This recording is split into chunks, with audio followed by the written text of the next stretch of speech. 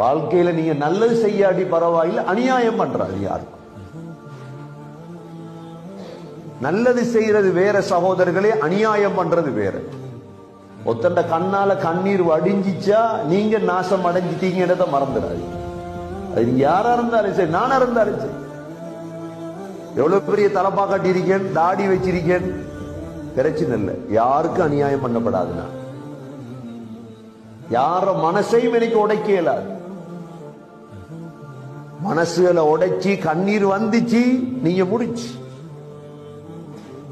இது அல்லாஹ்வுடைய சுன்னத். இது அது காஃபிரா இருந்தாலும் சரி. நாங்க சொல்றதானே, முஸ்லிமுக்கு இல்ல, காஃபிருக்கும் அநியாயம் பண்ணப்படாது.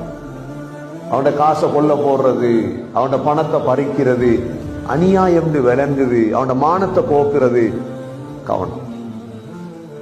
அல்லாஹ் பாதுகாக்கணும். எங்கட குடும்பம் மேல போவார்.